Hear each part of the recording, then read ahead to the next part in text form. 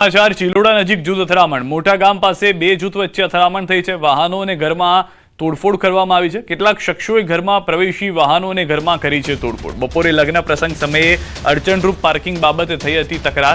બપોરે બનેલી ઘટના બાદ મોડી સાંજે ટોળાએ કર્યો હુમલો। બે જૂથ પૈકી એક જૂથના ઘરે હતો લગ્ન પ્રસંગ। ગાંધીનગર પોલીસ ઘટના સ્થળે પહોંચી સ્થિતિ પર કાબુ મેળવી ચૂકી છે। હાલ અચંબાભરી શાંતિ વચ્ચે પોલીસ છાવણીમાં ફેરવાઈ ગયું છે ગામ। બપોરે 3 વાગ્યાની આસપાસ એક છેડતીની બનાવ બનેલું છે। આમાં 3 આરોપી વિરુદ્ધ ફરિયાદ દાખલ કરવામાં આવેલ છે અને સાંજે લગભગ 7 વાગ્યાની આસપાસ જે 3 આરોપી છે એને ઘર ઉપર ફરિયાદી પક્ષવાળા જઈને થોડા તોડફોડ કરવામાં આવેલ છે। પોલીસ બંને તરફથી ગુના નોંધાઈ અને જિલ્લા સંગઠનની નિયુક્તિની આતુરતાનો અંત। ન્યૂઝ 18 ગુજરાતીના અહેવાલ પર લાગી મહોર। ન્યૂઝ 18 ગુજરાતી અહેવાલ પ્રસારિત કર્યો હતો કે ભાજપ ગમે ત્યારે જિલ્લા સંગઠનની કરશે જાહેરાત। ભાજપે પ્રથમ દાહોદ જિલ્લા સંગઠનની જાહેરાત કરી દીધી છે। રાજ્યના સૌપ્રથમ સંગઠનમાં દાહોદ જિલ્લાની કરી છે જાહેરાત। દાહોદ જિલ્લા ભાજપની ટીમમાં 8 ઉપપ્રમુખ કરાયો છે સમાવેશ। 3 મહામંત્રી 8 મંત્રી સંગઠનના ભાજપની ટીમમાં સમાવેશ। દાહોદ જિલ્લા ભાજપના હોદ્દેદારોની નિમણૂક કરાઈ। સર્વ સમાજને ધ્યાનમાં રાખી નિમણૂક કરવામાં આવી। દાહોદ જિલ્લા ઉપપ્રમુખ મહામંત્રી મંત્રી અને કોષાધ્યક્ષની નિમણૂક કરવામાં આવી। વધુ માહિતી ન્યૂઝ 18 સંવાદદાતા ગૌતમ પાસેથી મેળવીશું। ગૌતમ, શુભ શરૂઆત ભાજપના સંગઠનને લઈને થઈ જોવા મળી રહી છે। કાર્યકર્તાઓ માટે શું વધુ જાણકારી?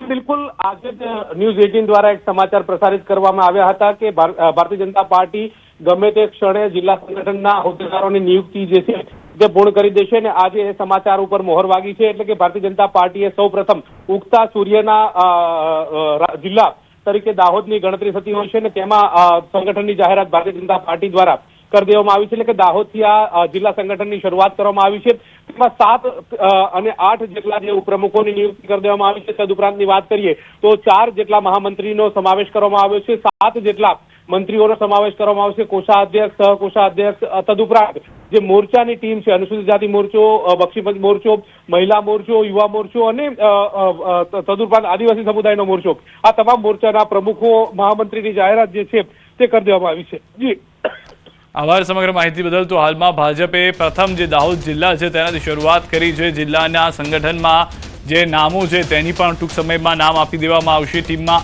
8 ઉપપ્રમુખ જે છે તે હશે। 3 મહામંત્રી અને 8 મંત્રીઓની ટીમનો સમાવેશ કરવામાં આવ્યો છે। ખારીખડ કેનાલમાં પાણી છોડવાના મુદ્દે 1200 કરોડ રૂપિયાના પ્રોજેક્ટને બ્રેક લાગતા વિવાદ થઈ ગયો છે। આ અંગે ધારાસભ્ય બાબુ જમના પટેલે જણાવ્યું કે ખેડૂતોના મોઢામાં આવેલો કોળિયો છીનવાઈ ગયો હતો। 2 થી 4 વર્ષથી રાહ જોયા બાદ પણ કામગીરી પૂર્ણ ન થતા ખેડૂતો ક્યાં સુધી રાહ જુએ? પાણી માટે સિંચાઈ વિભાગને રજૂઆત કરવામાં આવી હતી। કોન્ટ્રાક્ટર દ્વારા કામગીરીમાં થયેલા વિલંબના કારણે ખેડૂતો પરેશાન હતા અને કોઈ સહાય પણ મળી નહોતી। સમયસર કામ પૂર્ણ થયું હોત તો આ વિવાદ ઉભો ન થયો હોત તેમ પણ જણાવ્યું। કહેવાનો ભાવ છે કે મોંમાં આવેલો કોળિયો ખીચાઈ ગયો, એ માટે ફરી રવિ પાકમાં ખેડૂતોને સારી શાંતિથી ખેતી થઈ શકે। 2 વર્ષ એમને બંધ રખાયું હતું, એના બદલે 4 વર્ષ બંધ્યા। એમનું એ મોટી ખેડૂતોને નુકસાની હતી। જો સમય મર્યાદામાં કામગીરી પૂરી કરી હોત જે તે કોન્ટ્રાક્ટરે તો આ સ્થિતિ ના આવત। કોર્પોરેશન પણ આપણી સાથે છે, એમને પણ આપણને મદદ કરી છે।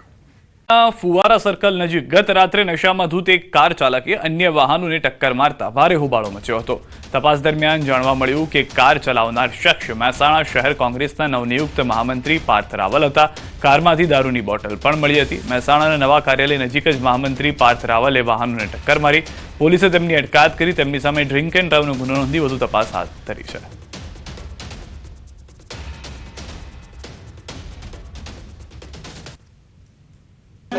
મને એની કોઈ માહિતી નથી, વિગતો મેળવીને એના પર જે કાર્યવાહી કરવાની છે। તેમની માટે ડ્રંક એન્ડ ડ્રાઈવનો કેસ કરેલો છે અને પીધેલા કબજાનો કેસ કરેલો છે।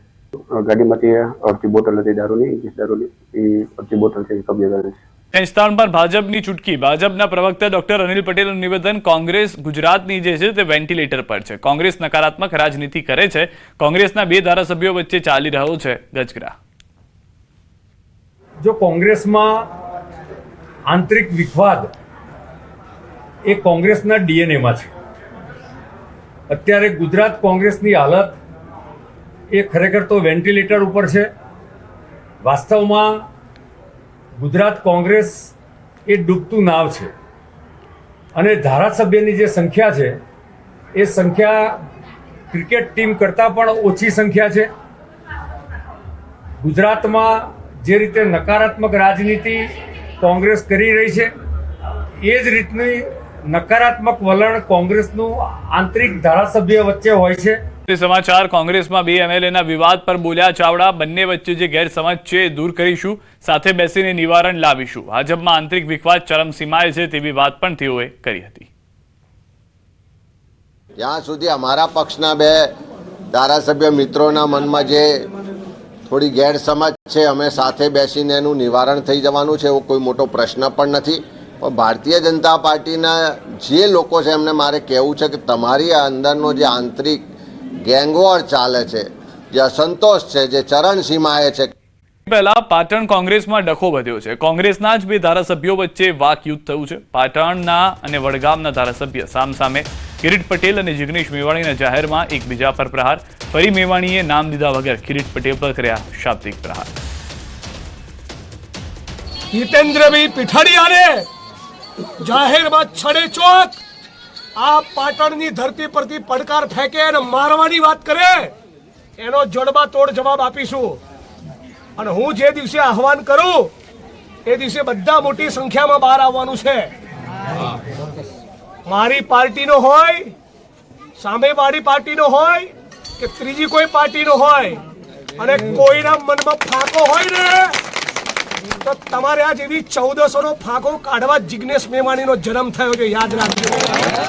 લવ જિહાદના કેસમાં પોલીસે મોટી સફળતા મેળવી છે. વલસાડ LCB અને જિલ્લા પોલીસની ટીમે આદિવાસી સગીરાને ફસાવનાર આરોપી ઉસામા બિનની મુંબઈથી ધરપકડ કરી લીધી છે. સગીરાને સુરક્ષિત રીતે આરોપીને ચુંગલમાંથી મુક્ત કરાવી તેના પરિવારજનોને હેમખેમ સોંપવામાં આવી છે. તપાસમાં સામે આવ્યું છે કે આરોપીએ સોશિયલ મીડિયાના માધ્યમથી સગીરાને મોજાળમાં ફસાવી અપહરણ કરી મુંબઈ લઈ ગયો. આરોપી સામે અપહરણ, દુષ્કર્મ, પોક્સકો અને એટ્રોસિટી એક્ટ હેઠળ ગુનો નોંધી કડક કાર્યવાહી હાથ ધરવામાં આવી, જ્યારે સમગ્ર મામલે વધુ તપાસ ચાલુ છે.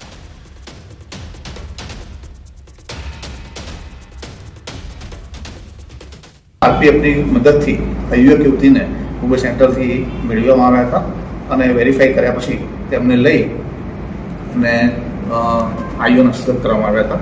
આ ગુનાની ગંભીરતાને ધ્યાનમાં રહી અને આદિવાસી સમાજની દીકરી હોય, સગીર બની હોય, જે તે સમયે જ BNSની કલમ 138(2) 87 અને એટ્રોસિટી એક્ટની કલમ 325 325(1) મુજબનો ગુનો દાખલ કરી અને તપાસ છે STST ડિવાઇસ સામે સોંપવામાં આવી હતી.